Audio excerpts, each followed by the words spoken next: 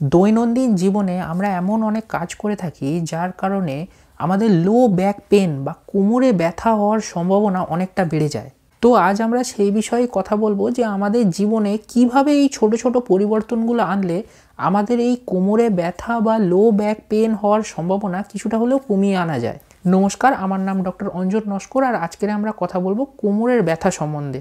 প্রথমেই আমাদের মাথায় রাখতে হবে যে আমাদের হঠাৎ করে কোনো ভারী জিনিস ওঠাতে গেলে হবে না, আর যদি ওঠাতেই হয় তাহলে আমাদের এটা মাথায় রাখতে হবে যে পিঠের উপর যতটা সম্ভব কম চাপ দিয়ে জিনিসটা ওঠানোর। মানে যখনই আপনি ভারী কিছু ওঠাবেন তখনই কোমর আর হাঁটু হালকা একটু বেন্ড করে নিতে হবে।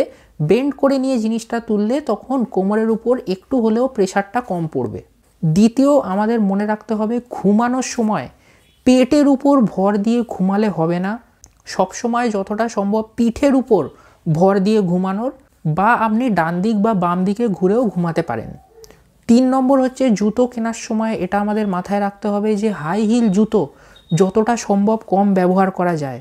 আর জুতো কেনার সময় অবশ্যই ভালো করে ফিটিং আপনাকে দেখে নিতে হবে। তো জুতো যদি আপনার পায়ের আর্চ অনুযায়ী সঠিক না হয় বা জুতোয় যদি হিলস থাকে তাহলে সেই জুতো ব্যবহার করার কারণে কোমরের ব্যথা হতেই পারে।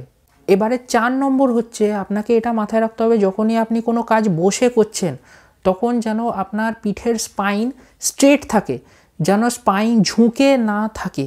কারণ আপনি যত বেশি ঝুঁকে কাজ করবেন, আপনার স্পাইন বেন্ড করে আপনি বসে থাকবেন, তত বেশি আমাদের কোমরের উপর চাপ সৃষ্টি হবে।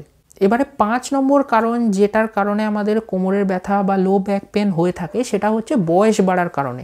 ওল্ড এজে পিঠের ব্যথা, কোমরের ব্যথা এগুলো সবারই হয়ে থাকে, আর বয়স বাড়াটা আমাদের কারোর কন্ট্রোলেও থাকে না।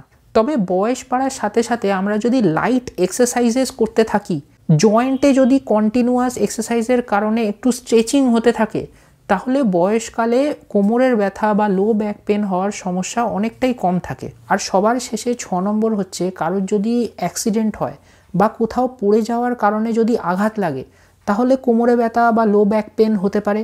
তবে পড়ে গেলে লো ব্যাক পেন হলে সেটা সাধারণত 1 থেকে 2 মাসের মধ্যে সেটা ঠিক হয়ে যায়। তবে এটা আমাদের সবসময় মাথায় রাখতে হবে যে যদি বারবার কেউ পড়ে যায়, বারবার যদি কারোর কোমরে আঘাত লাগে, তাহলে কিন্তু এই ব্যথা লং টার্ম থাকার একটা প্রবণতা আছে। তো আমাদের এটা সবসময় দেখা উচিত যে যাতে আমরা বারবার পড়ে না যাই, বারবার যাতে আঘাত না লাগে পিঠে। তো এই সমস্ত জিনিসগুলো আমাদের মাথায় রাখলে আমাদের পিঠের ব্যথা বা লো ব্যাক পেন অনেকটাই কমিয়ে আনা সম্ভব। তো আজকের এই লো ব্যাক পেন বা কোমরে ব্যথা সম্বন্ধে এই ভিডিও এই পর্যন্তই।